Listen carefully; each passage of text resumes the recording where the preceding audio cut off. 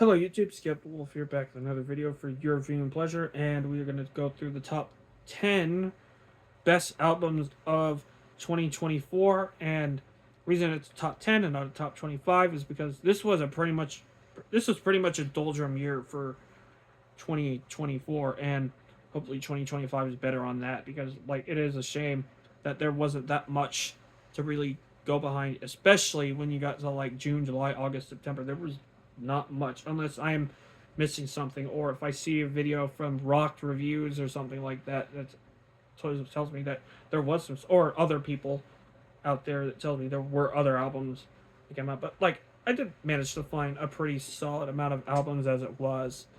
Um, and so yeah, so this is the 10 best. We have at least five honorable mentions. I wanted to do five because decent there was some decent stuff that came out in the year as well, like that didn't make my year end list, but was still worth bringing up. Foreign Hands, What's Left Unsaid. This is a solid debut from the metalcore band. This is very like early 2000s ish, and very intense vocals, very good performance overall. Just not good enough to be in the top 10. I want to see what this band is capable of.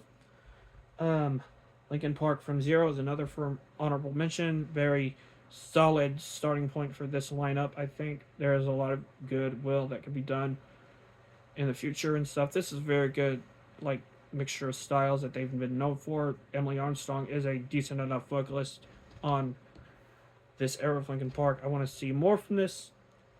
Nothing More Carnal, definitely not their best album by a long shot, and hasn't had the best replay values. That happened with Spirits as well, but like in terms of like hard rock and stuff, this is definitely worth listening to for fans of the genre. Vola, Friend of a Phantom, definitely not Vola's best album either, and it is kind of a disappointment. But I don't want to do a disappointments video. But this is still very strong material from Vola. Like, I would not start with this album. I would actually start with their last album, Witness, if you want to get into some Vola. That album was fantastic, but this one still pretty good. And then finally we have Zeal and Ardor with Grief, like it's spelled awkwardly. Very unique stuff. I want to see them do some more melodic stuff, like as well. Like I think this is a very unique band. Definitely like one of the more unique bands of like rock and metal music. Not particularly my taste. I mean, like the black metal stuff isn't particularly my taste, but like it's done all right. It's done all right. It's really the melodic stuff that's really good on this album. So definitely check that out. Then we get to the top 10. So let's see what we have in the top 10. We have number 10. This is a weird one. Rickshaw Billy's Burger Patrol with big dumb riffs. This one, if you want to have some fun and stuff with your music, not take it too much seriously, this one's for you. Like these are very short songs, but like there's a you could do so much with like short riffs and stuff, and like the amount of joy that's in this, like the fact that it doesn't take itself too seriously. This is big dumb in a lot of different ways. There's big dumb lyrics. Like the lyrics like in the zone aren't not really worth taking seriously, and they are kind of like weird in a way, but like it's like the musicianship and the performances that are like really makes this work. If this would have been done by another band or something like that, this really wouldn't have worked. But like this worked pretty well for them.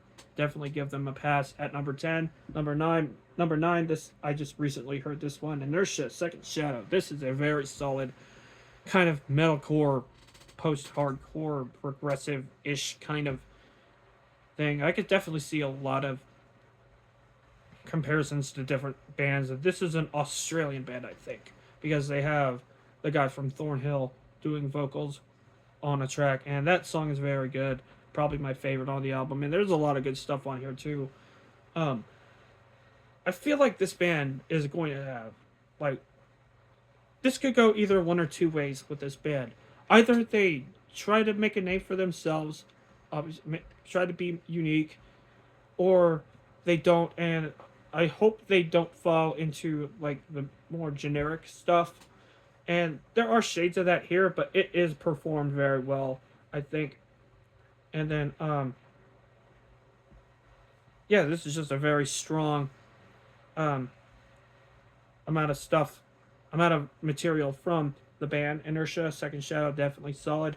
Number 8, Fit for an Autopsy, The Nothing That Is. This is very captivating deathcore music, and deathcore is not really a genre that I particularly like, but deathcore, like, this is kind of like an August Burns Red version of deathcore, and it's something very interesting indeed. Uh, and it really, and there's more atmosphere to it. There's a lot of good riffs. There's a lot of good this, a lot of good that, a lot of good vocals as well. A lot of good song structures, a lot of good like production. And yeah, this one definitely works very well for me. It definitely enjoyed this album more than I really thought I was going to, which I didn't think I was going to enjoy this as much as I did, but it's definitely solid in what it does. And yeah, definitely recommended. Number 7, Intervals, Memory Palace. Definitely a good instrumental album from Aaron Marshall, who is, of course, a very good guitarist, very good stuff. He just makes a lot of very interesting stuff. He like tries to like push himself very well with his guitar work, and there's a lot of good instrumental stuff that's been coming out, like from Perspective. Like Perspective is a lesser known band, and they are very strong. But like Intervals, like they make it like very melodic, very like there's some electronics being played with here and there. Like there's some of this, some of that. Like this is very like interesting music. He makes instrumental music interesting, and typically it's not the most interesting, but like he really does a good job with this. So props off to him, definitely making that definitely making that style of like music very captivating to listen to. Number 6, we have Normandy with Dopamine. This is a very strong album, a very strong like post-hardcore kind of style, like very pop rocky, but like played so well and played so like intricately from everybody involved in the band that no wonder it's played so well. I mean, there's songs like Blood in the Water and then Flowers for the Grave that are very powerful, even though they're not the best. Like, this isn't like an album that's necessarily gonna like blow you away or anything with like solos or anything. Solos are not necessary in metal or in rock in anyway, but like this isn't gonna blow you away with like lyricism or anything like that. It's just really strong music. In fact, on my Spotify most played, Blood on the Water topped it because it is such a very, very strong groove, very strong rhythm. They have a lot of things really going super well with this song, and man, I just enjoy it. I think it's a very strong thing for sure, and yeah, hopefully like Normandy definitely definitely like improves from here. This is their best album to date, I think, and if they keep going in this direction from what they were originally, like they could honestly like have a very good album on their hands pretty soon. Number 5, we're in the top 5 now. Profiler, Digital Nowhere. This is very interesting stuff. Like this band, like definitely bringing the new metal back into things, like with more of a progressive edge into it. And this is a UK based outfit, and what they're doing very unique, very unforeseen in these times. These like times where it's like all metalcore, and it's like a lot of the same has been coming out, and then Profiler comes out with a very strong debut album. Not like this. I feel like this won't be their best album. Like if they keep doing the same thing, it's probably just gonna be like more of the same. But I hope they try more things like in the future, because I definitely would enjoy that. I think a lot of people would, and they would get more attention from it. Like I just hope like this gets more attention, and I'm glad that new metal is coming back into the fray with a lot of different things. And yeah, I just feel like Profiler is definitely doing a lot of unique things. There's some very strong songs on this album, like that. All in Forever is a good one. Zero, Operator, definitely some good songs on this album for sure. So definitely go ahead and check that out. This is a high recommendation. Number 4, we have Many Eyes with the Light Age, a new Keith Buckley project from Every Time I Die. And this one, I didn't expect it to be this good. I mean, like, I thought it would be fine. You know, I saw the name on Spotify with the song Future Proof, and I was like, well, this is good, but like, it could be good.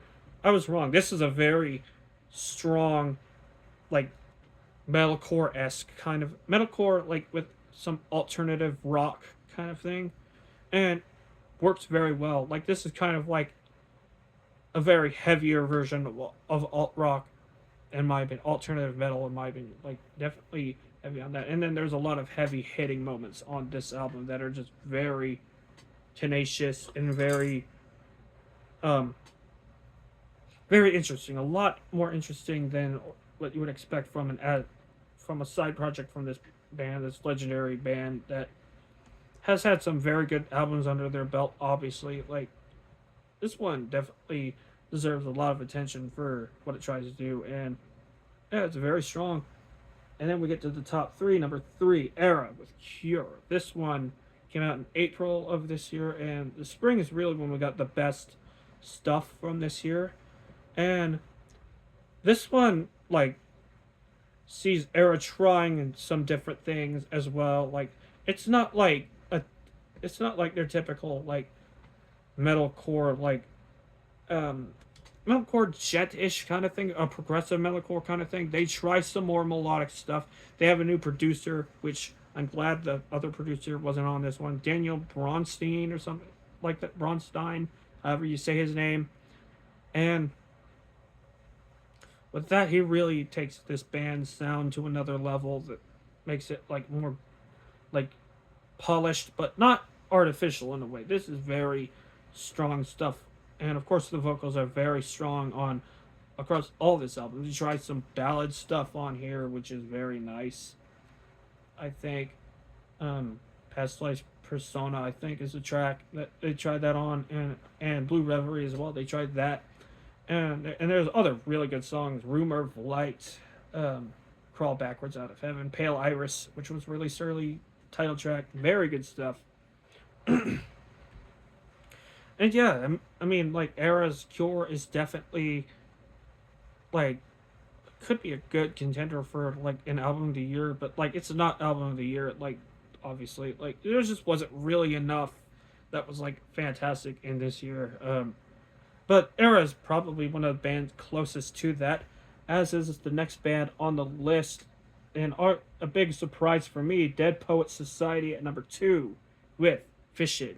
Very good album. Give a round of applause for Dead Poets Society. They surprised me with this album. They really stepped it up. Like the first album, like, I didn't check that out when it came out. Like, this one, I saw a song on a playlist, checked that out. I was like, this is good. And then I hear the album, I'm like, wow, this is great. If you like Royal Blood and stuff like that, and you want, like, a little bit more variety as well, bands like to Whom It May, like, they kind of remind me of a little bit. And a really good vocalist, I think. This vocalist is really good. Like, very, like, strong. Like, definitely check out Dead Poet Society. They are a very strong band. There's some groove to this album that is unprecedented, like, in a lot of albums. This almost reminds me of when Black Map came out with In Droves, and I was, like, so astounded by that. Only it's not that good. It's, like, very good, I think, but it's not, like, that good. But there's still some strong stuff. 52945, the opening track, very quick, very in your face. And then there's stuff like Running in Circles, UTO, Hard to Be God, How Could I Love You, 81 Tons, KOET, like, just to name a couple tracks on her. This is a very, like, kick in the face kind of, like, album that we really needed for this year, obviously. Like, and it's very strong. For sure, like, this is, like, some of the best rock music that I've heard on a while, for sure. And we've had some good rock music come out. Like, in recent years. I mean, the Intersphere was one of those bands that came out with a really good album. We had so many different, so many other bands, like even some that were on this list. I think that came out with some good stuff. But yeah, some very good stuff from Dead Poet Society. I would love to see where this band goes, and I hope they make it big. And they're already climbing up the charts with some songs, definitely deserving of it. And yeah, very good. And before we end this list, I would like to give one shout out to, of course, North Lane's EP that came out, Mirror's Edge, which was very good. After Image is probably the best song of the year, in my opinion. I'm just gonna say that right now. Probably the best song of of this year. But then we get to number one on our list, which number one, this album really surprised me at how good it was. And it's one that will be on a lot of lists for this year. You Won't Go Before You're Supposed to by Knocked Loose. Wow. This album really impressed me so much. It is a very heavy, atmospheric, very strong, very like in your face kind of album. Doesn't let up for its very short runtime, which is probably the only complaint that I have. 27 minutes, 33 seconds is the total runtime for this album, but they make every moment of it count. And even the guest people that appear on this, that like I wouldn't really check them out regardless. With Poppy coming in and then Chris Motionless coming out on their respective tracks. I mean, like they're strong on this album too, but like it's really Knocked Loose's show here. I mean, there's just so many good moments on here. There's not a weak song on this album. This is the closest to perfection that we got in the year 2024, and I would be inclined to say, I would be incensed to say that this is near perfection. Like, I give this a 9 out of 10. I'd probably step it up to give it a 10, to be honest with you. I mean, it is just so heavy. It is just so, like, it is a trailblazer for a lot of genres and for a lot of this year. This is going to be a classic album come maybe 25 years from now, when I'm like 49, 50 years old. I'm still probably on here. But yeah, this is going to be a classic for sure in the next coming years. Calm That Keeps You Awake, obviously a fantastic song on here. Don't Reach For Me is good. Moss Covers All, Take Me Home. Some very good stuff. Very, like, intimidating stuff. And, of course, the singles Blinding Faith, Suffocate, Piece by Piece might have been his first. I could be wrong. But, like, those songs I just mentioned, very good. Sit and Mourn, very good glows. Very good. Good. Very good.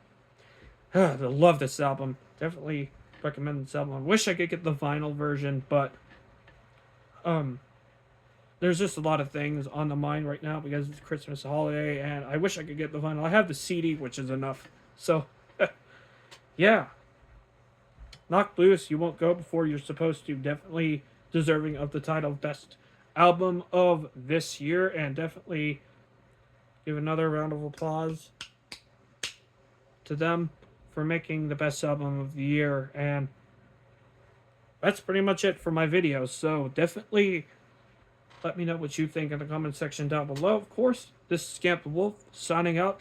Take care.